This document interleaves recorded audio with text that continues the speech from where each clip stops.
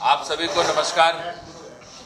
जैसा कि आप सबको पता है कि हरियाणा अपने चुनावी दौर में चल रहा है।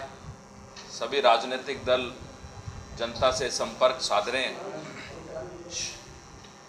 हरियाणा के धर्म क्षेत्र कुरुक्षेत्र के अंदर आज आम आदमी पार्टी की जो ये प्रेस वार्ता रखी है, आप सभी पत्रकार साथियों का आज की प्रेस वार्ता में हार्दिक स्वागत है, हार्दिक अभिनंदन है।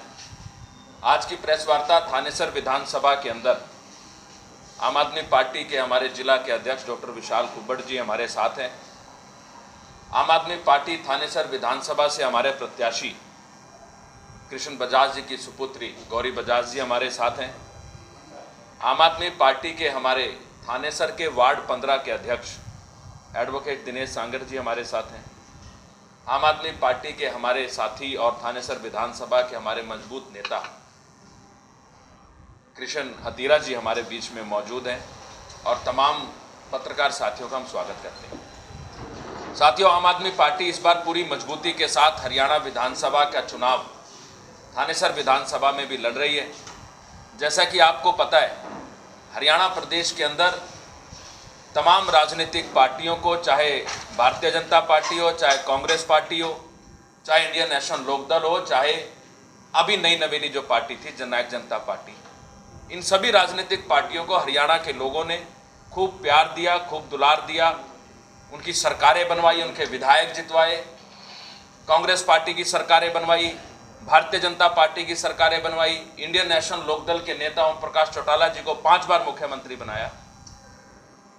लेकिन आम आदमी पार्टी अभी नई नवेली पार्टी हरियाणा प्रदेश के अंदर आज चुनाव लड़ने आई है। आम आदमी पार्टी की 2 राज्यों में सरकार है, दिल्ली और पंजाब के अंदर।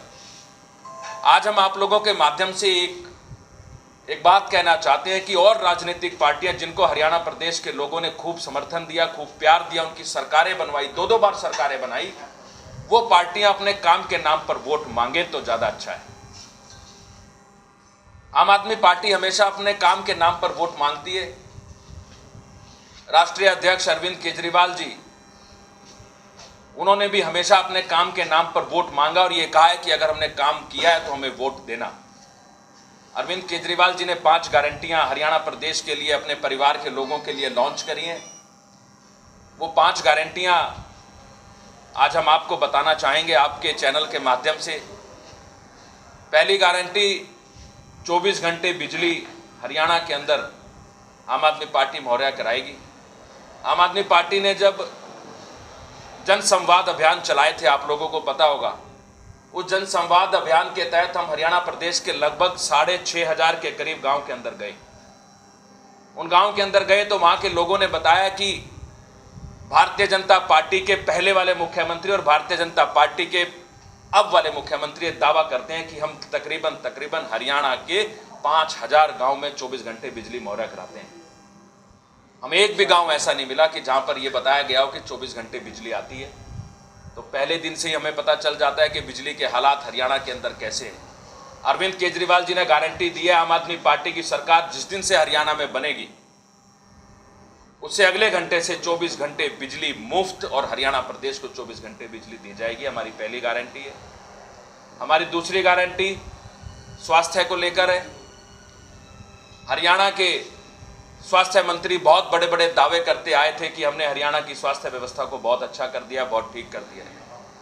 लेकिन अगर आज हरियाणा के स्वास्थ्य को आप देखेंगे, स्वास्थ्य व्यवस्था को देखेंगे, तो जब हरियाणा के अंदर, पूरे देश के अंदर कोरोना की महामारी हुई तो किस प्रकार से हरियाणा सरकार की स्वास्थ्य व्यवस्था लचर साबित हुई है, ये पूरे हरियाणा ने देखा है। और उसी के सामने दिल्ली के अंदर आम आदमी पार्टी ने मोहल्ला क्लिनिक बनाए, आम आदमी पार्टी ने पॉली क्लिनिक बनाए। आम आदमी पार्टी ने ये कहा कि हम लोग आत्मा रूपी परमात्मा जो हर व्यक्ति के शरीर में वास करती है, उसकी सेवा करने के हम लोग ऐसे राजनीतिक दल है, ऐसा काम करना चाहते हैं। हमने वहाँ पर स्वास्थ्य व्यवस्था अच्छी करी। जिस विधानसभा में हम आते हैं, इस विधानसभा में एक नागरिक अस्पताल है।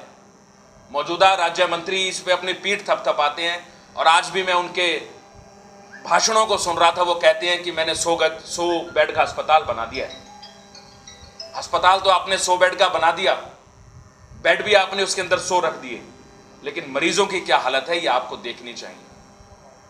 राज्य मंत्री को दौरा करना चाहिए, बजाय गलियों में वोट मांगने से कुछ नहीं होगा। आप अस्पताल में जाकर, जो आपने 100 बेड का अस्पताल बनाया है, उस अस्पताल में जाके जो वहां पे मरीज एक बेड के ऊपर जो 3-3 मरीज लेटे हुए हैं, उनसे वोट मांगे, उनकी हालात को पूछे, उसके बाद वोट मांगने का काम करें।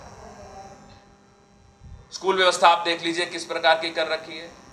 हमारी तीसरी गारंटी, हर महीने हरियाणा की हर बेटी को, हर महिला को 1000 रुपए प्रति महीना देने की गारंटी अरविंद केजरीवाल ने दी। जब मैंने ये बात कही कि हर महीने 1000 रुपए गारंटी, 1000 रुपए की गारंटी हम लोग हर महिला को देंगे, तो आपके जहन में और जो और राजनीतिक दलों के लोग होंगे वो पूछ रहे होंगे पंजाब और दिल्ली में क्यों नहीं करा।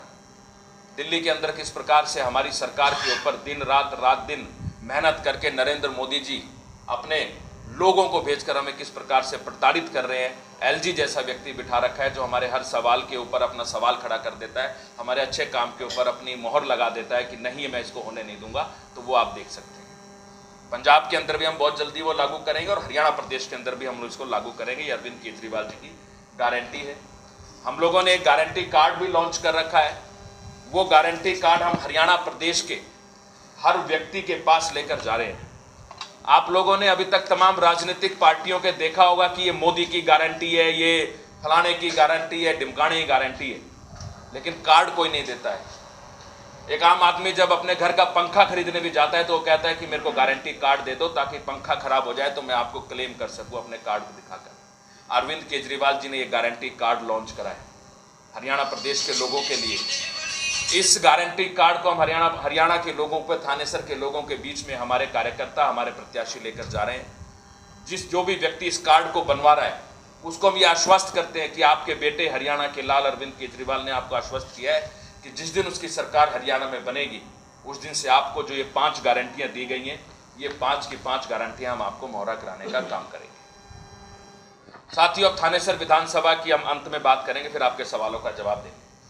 थानेसर विधानसभा में 2 परिवार चुनाव लड़ रहे हैं। मैं ये नहीं कहता कि थानेसर विधानसभा के अंदर 2 राजनीतिक दल चुनाव लड़ रहे हैं, नहीं, यहां पे 2 परिवार चुनाव लड़ रहे हैं। अगर उन दोनों परिवारों का आप अतीत जानेंगे तो उन दोनों परिवारों को थानेसर के लोगों ने खूब प्यार दिया, खूब सम्मान दिया। एक बार नहीं, किसी व्यक्ति को 4-4 बार विधायक बनाया, मंत्री बनाया, और एक व्यक्ति को 2-2 बार विधायक बनाया और आज के समय वो मंत्री हुई। आज वो अपने काम के नाम पर वोट मांगे। कांग्रेस पार्टी का प्रत्याशी अपने काम के नाम पर वोट मांगे, भारतीय जनता पार्टी का प्रत्याशी अपने काम के नाम पर वोट मांगे। अगर आपने काम किया है तो अपने काम गिनवाना शुरू करें। आपने देखा होगा ये दोनों आपस में एक दूसरे के ऊपर आरोप प्रत्यारोप कर रहे हैं।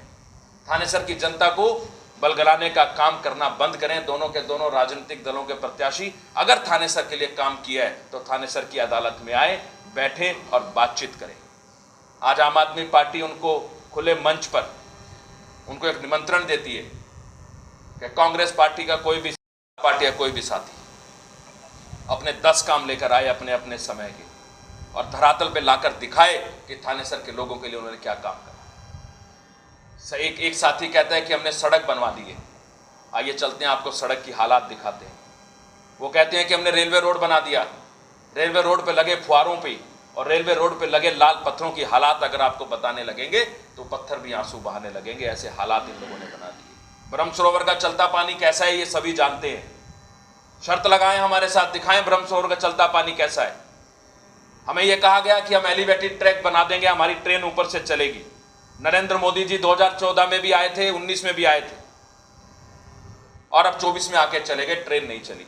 ये कब चलेगी, ये भविष्य के गर्भ में। ये कहा गया था कि इंजन चलेगा, अभी मैंने देखा 2 ट्रैक्टर ट्राली खड़े थे उसके ऊपर। तो काम क्या किया है, उस काम के आधार पर वोट मांगे। आम आदमी पार्टी इन 5 गारंटियों के साथ थानेसर के इस चुनाव के अंदर उतर चुकी है। पूरी मजबूती के साथ हम लोग चुनाव लड़ रहे हैं। बहुत जल्दी हमारे प्रदेश के बड़े बड़े नेता थानेसर के लोगों के साथ मिलेंगे, बैठेंगे, बातचीत करेंगे, टाउन हॉल करेंगे, ये की सारी चीजें करेंगे। आज की प्रेस वार्ता में आप आए, उसका शुक्रिया। आपके जो भी सवाल हैं वो भी लेंगे। उससे पहले मैं चाहूँगा हमारे जिलाध्यक्ष जी अपनी बात को रखें और अगर गौरी बजाज जी जो हमारे प्रत्याशी की सुपुत्री हैं वो भी अपनी बात को रखें, फिर सवाल जवाब का दौर शुरू करें। धन्यवाद। मैडम थोड़े आगे आ जाओ, थोड़ा सा जी क्या कहेंगे मैम, कैसा जन समर्थन मिल रहा है? बहुत बढ़िया जन समर्थन मिल रहा है। लोग हमारे ऊपर खुद दबाव बना रहे हैं कि हमें एक ईमानदार विधायक चाहिए। लोग बहुत परेशान हैं जो यहाँ पे भ्रष्टाचार फैला हुआ है उसकी वजह से, और मुझे पूरा यकीन है कि पिताजी को पूरा समर्थन मिलेगा यहाँ पर पूरी जनता को, क्षेत्र की जनता को। अरविंद केजरीवाल की जो गारंटी है वो पब्लिक तक कैसे पहुँचाएंगे और क्या मानते हैं? वो पब्लिक तक आप पहुँचाएंगे, क्योंकि इन्होंने आपको बता ही दिया है जो अरविंद केजरीवाल ने काम किया है कर दिल्ली में और पंजाब में, और मुझे यकीन है कि हम उससे बेहतर काम करेंगे हरियाणा में भी अगर हमें मौका मिले। कृष्ण बजाज जी कितने समय जनता के बीच में काम कर रहे हैं? कृष्ण बजाज जी 45 साल हो गए उनको यहाँ पे कुरुक्षेत्र की जनता के लिए काम करते हुए उन्हें, तो बजाज साहब तो काम करते ही रहेंगे जो वो करते हैं, और पार्टी का समर्थन हमें और है तो हम और बेहतरीन काम कर पाएंगे। सुमित जी, रोजगार की बात आपने नहीं की, आपने उद्योग की बात नहीं कही, आपने कानून व्यवस्था की बात नहीं की, तो वो उसको मैटर को आप नहीं ले रहे थे। देखिए मैं आपको बताऊं, वतन की और थानेसर की हालत जब बताने लगेंगे तो पत्थर भी आंसू बहाने लगेंगे। मैंने पहले कहा, जब हर वर्ग ग्रस्त है, हर वर्ग त्रस्त है, त्राहिमाम कर रहा है, तो रोजगार कैसे पीछे रह सकता है? रोजगार की बात कुरुक्षेत्र लोकसभा में अगर इन तमाम राजनीतिक पार्टियों ने कोई मल्टी लेवल कंपनी भी बना दी हो तो चुनाव मैदान में आ जाए, हम पीछे हट जाएंगे। मैं जिम्मेदारी के साथ कहता हूं, एक कंपनी बताएं कि हमने एक कंपनी खोली है। अरे कुरुक्षेत्र यूनिवर्सिटी से बच्चा पढ़ के अपने माँ बाप को छोड़ के 200 किलोमीटर दूर नोएडा में जाके नौकरी करता है, और इनके बच्चे कहते हैं कि हम तो यहीं पर रहेंगे। ये हालात कुरुक्षेत्र के बना दिए। आप पूरी लोकसभा की बात कर लीजिए, थानेसर की बात कर लीजिए। थानेसर में 12वीं क्लास का बच्चा पढ़कर दिन रात मेहनत करके जब यूनिवर्सिटी में दाखिला लेता है, उसके बाद जब वो नौकरी मांगने जाता है तो नौकरी के नाम पर क्या कहा जाता है कि बिना पर्ची खर्ची के हम देंगे। अरे बिना पर्ची खर्ची के तब देंगे ना जब आपके पेपर बचेंगे। हरियाणा दुनिया में नंबर 1 आ रहा है, सबसे ज्यादा पेपर लीक अगर कहीं पे हुए हैं तो हरियाणा प्रदेश के अंदर पेपर लीक हुए हैं, और जैसी करनी वैसी भरनी। अरे हरियाणा की सरकार, हरियाणा के लोग तो पेपर लीक करवाते ही थे, लेकिन भारतीय जनता पार्टी ने क्या कहा कि जो नीट का पेपर लीक कराएगा उसको हम हरियाणा प्रदेश का चुनाव का प्रभारी बना के, ऐसे धर्मेंद्र प्रधान को चुनाव का प्रभारी बना के भारतीय जनता पार्टी को ऊपर सौंप दिया है। जो लोग युवाओं के भविष्य से खिलवाड़ करते हैं, उनका पेपर को लीक करवाते हैं, वो यहाँ पर चुनाव प्रभारी बनकर आया। भारतीय जनता पार्टी को आपको समझ आ जाना चाहिए कि भाजपा का इस पर क्या मंशा है, क्या चीज। सुमित जी, मैडम से सवाल है मेरा एक। मैडम आपने कहा कृष्ण बजाज जी 45 साल बीजेपी में रहे, क्या बीजेपी ने मान सम्मान नहीं दिया? आम आदमी पार्टी ने कृष्ण बजाज को मान सम्मान दिया, क्या कहेंगे बीजेपी सरकार का? पिताजी ने भारतीय जनता पार्टी को एक माँ की तरह उन्होंने उसकी सेवा की है।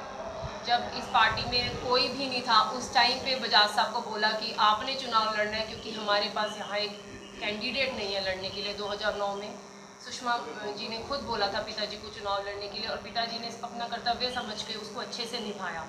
पर जब यहाँ पे पार्टी की लहर आई तो उन्होंने जिनके पास पूंजीपति थे, जिनके पास पैसा था, जो दे सकते थे पार्टी फंड में, उनको टिकट दी। पिताजी तो अब भी नहीं चाहते थे पार्टी चेंज करना, उनके लिए पार्टी बदलना ऐसा था कि धर्म परिवर्तन करना हो। पर हमारी कुरुक्षेत्र की जनता ने उन्होंने इतना दबाव दिया उन पर कि हम एक ईमानदार विधायक यहाँ पे चाहते हैं, एक साफ़ सुथरी छवि का विधायक चाहते हैं। और मैं शुक्रगुजार हूँ आम आदमी पार्टी की, जिन्होंने ये समझा और उनको एक मौका दिया।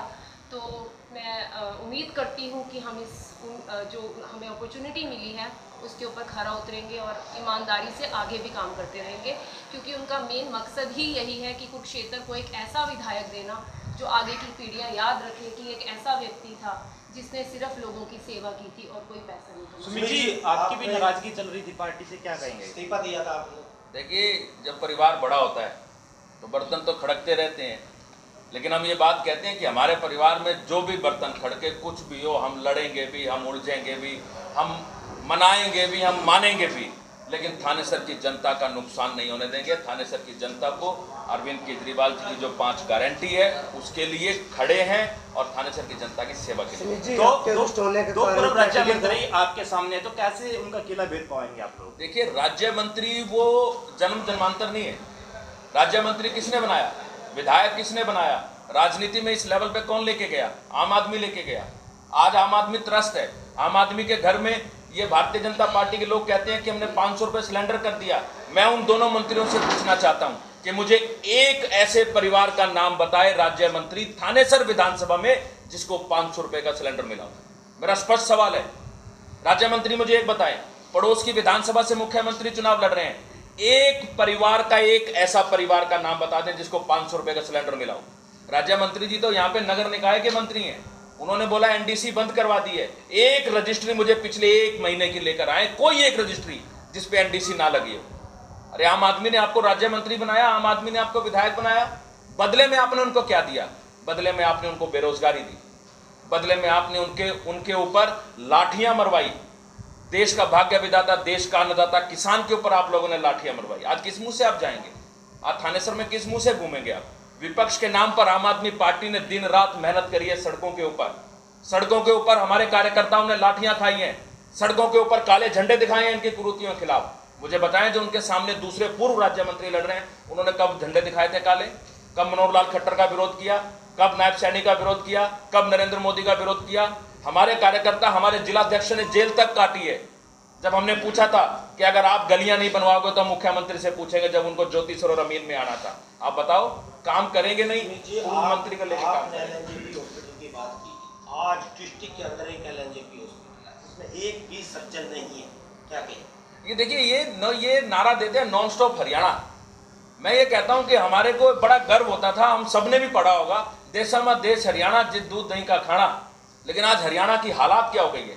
Non stop Haryana. महिला अपराध में नॉन स्टॉप हरियाणा, बेरोजगारी में नॉन स्टॉप हरियाणा, नशे में नॉन स्टॉप हरियाणा, भ्रष्टाचार में नॉन स्टॉप हरियाणा। अरे किस चीज में रुका? सर, आपके हरियाणा आम आदमी पार्टी के पास ऐसा क्या जादुई चिराग है जो हरियाणा को आर्थिक रूप से मजबूत कर देगी? जितने आपने बातें बताई वो सारे अगर अर्थ है, धन है, तब भी इसको समुद्र तक चला पाएंगे। आपके पास क्या जादुई चिराग? देखिए, हम बताते हैं, आम आदमी पार्टी कभी भी ये चीज नहीं देखती कि कौन किस परिवार का है, कौन कितना बड़ा पूंजीपति है। आम आदमी पार्टी डिग्रियां देखती है, आम आदमी पार्टी पढ़े लिखे लोगों को मौका देती है। आज आम आदमी पार्टी की जो कल मुख्यमंत्री बनी है वो सबसे ज्यादा पढ़ी लिखी मुख्यमंत्री है। और भारतीय जनता पार्टी उन पर क्या सवाल उठाती है? जो व्यक्ति पढ़ेगा, जो शिक्षित होगा, तब देश का निर्माण होगा, विधानसभा का निर्माण होगा, हरियाणा का निर्माण होगा। पंजाब के अंदर जब हमने अभी 2 साल पहले हमने सरकार बनाई, पंजाब पे लगभग 3 लाख करोड़ का कर्जा था, वो आम आदमी पार्टी ने छोड़ा था। लेकिन आज भी हम 13 हजार करोड़ का कर्जा देश का उतार चुके हैं, देश की सरकार को दे चुके हैं पंजाब के अंदर। हरियाणा प्रदेश के अंदर जब भूपेंद्र सिंह हुड्डा जी ने, भारतीय जनता पार्टी जब शिकस्त खाई थी, तब कितना कर्जा था? आज मनोहर पार्ट 1 और मनोहर पार्ट 2 और नायब सैनी पाइया बोलता हूँ 250 ग्राम पार्ट, उसके अंदर आज हरियाणा प्रदेश पे कितना कर्जा है? लगभग 4 लाख करोड़ का कर्जा है। एक इंडस्ट्री लगाई हो, एक हॉस्पिटल खोलाओ, एक अच्छा कॉलेज खोलाओ, कोई यूनिवर्सिटी बनाई हो, एक यूनिवर्सिटी, आयुष यूनिवर्सिटी पे ये लोग अपनी पीठ थपथपाते हैं। मैं अक्सर एक बात कहता हूं, आप उसकी 4 दीवारी गिनवा दो, मैं बैकआउट कर जाऊंगा। आपने 4 दीवारी भी पूरी नहीं करी है, आप कहते मैंने यूनिवर्सिटी बना दिया है। तो हरियाणा प्रदेश के लोगों ने भारतीय जनता पार्टी का भी राज देख लिया, हरियाणा प्रदेश के लोगों ने कांग्रेस पार्टी का भी राज देख लिया।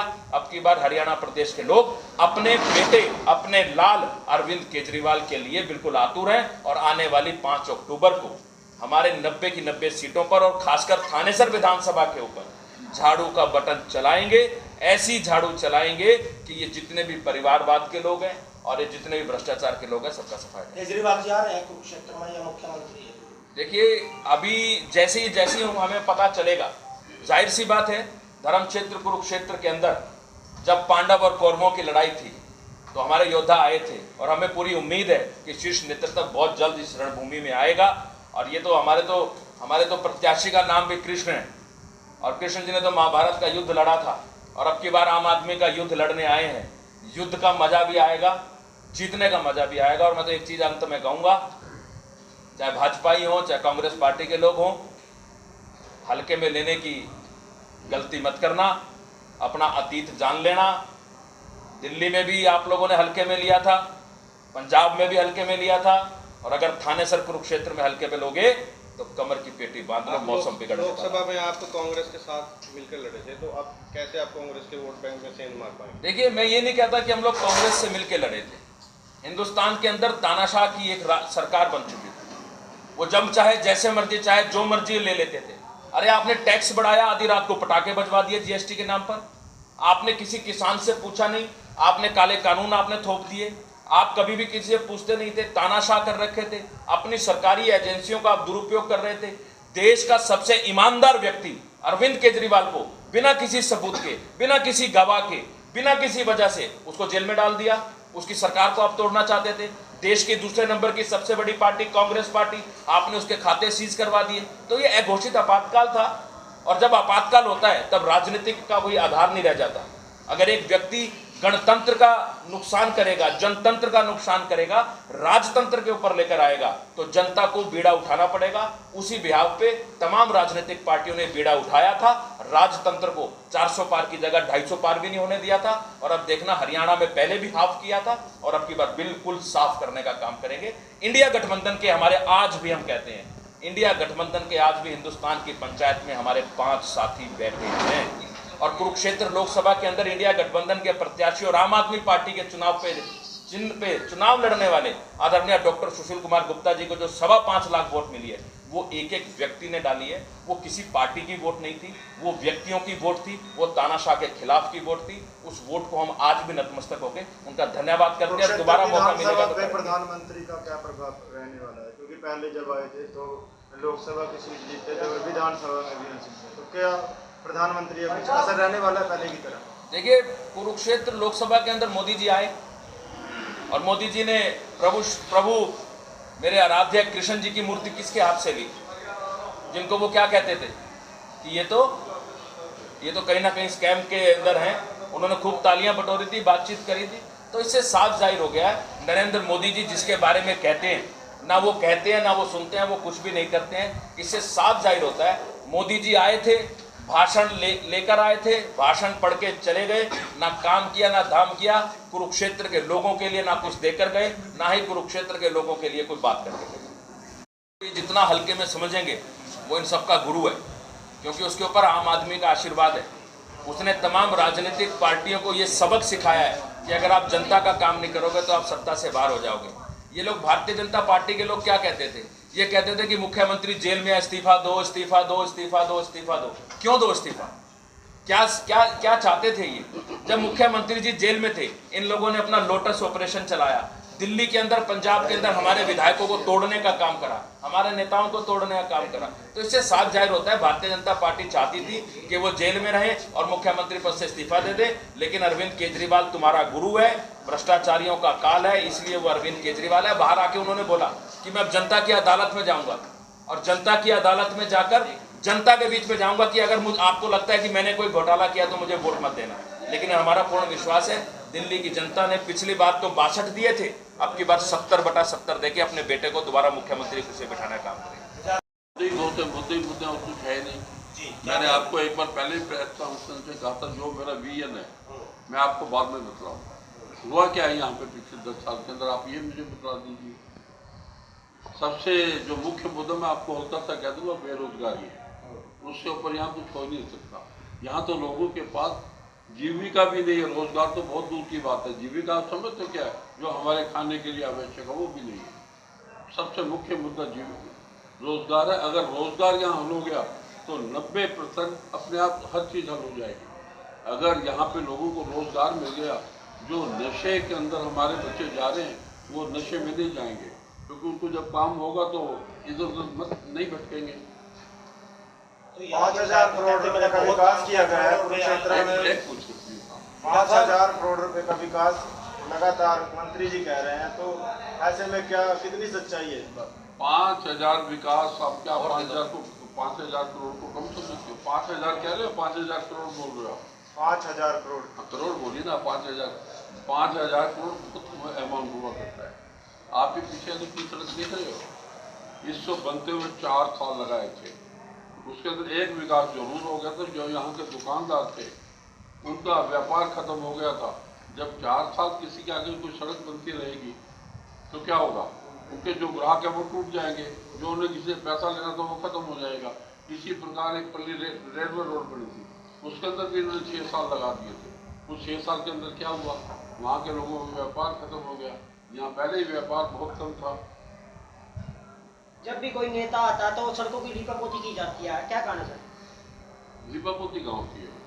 लीपापोती होती है सर? तो लीपापोती नहीं है, वो टांके लगाते हैं। लीपापोती में तो बहुत पैसा खर्च होता है। उसी टांके के अंदर ना वो लीपापोती दिखा दी जाती है। जो ये सर पीछे अनाज घोटाला हुआ था, सड़ा गला अनाज खिलाया था, कब हुआ था? पीछे ही तब चल ही रहा है अभी भी, उसके बारे में क्या कहेंगे सर? उसके बारे में मुझे कुछ जाना। घोटाला तो मैं बताता हूँ आपको, एक बहुत अच्छा हुआ, यूरिया घोटाला हुआ। ये यूरिया का सरगना कौन है? यूरिया का सरगना कौन है बताओ आप नहीं बताओगे, आपके चैनल पे अभी कमेंट आने शुरू हो जाएंगे। यूरिया का सरगना पूरे हरियाणा प्रदेश में कौन है? आप ही बताइए। अभी आपने ही देखा होगा जगाधरी के अंदर जहाँ पे प्लाईबोर्ड बनते हैं वहां पे रेड लगी थी, वहां के प्लाईबोर्डों की जब जांच हुई तो उसमें पता चला कि उसमें यूरिया मिला गया। वो यूरिया कहाँ था? किसान को तो यूरिया मिलता नहीं, किसान को तो डीपीए खाद मिलती नहीं, उसके लिए तो लाठीचार्ज हो जाता है, और कंपनियों के अंदर, बड़ी बड़ी फैक्ट्रियों के अंदर यूरिया जा रहा है। तो साफ पता चलता है कि ये घोटालेबाज हैं। घोटालेबाजों से अपने थानेसर को बचाओ, कृष्ण बजाज को जिताओ और एक बेहतर विधायक और नया थानेसर बनाओ।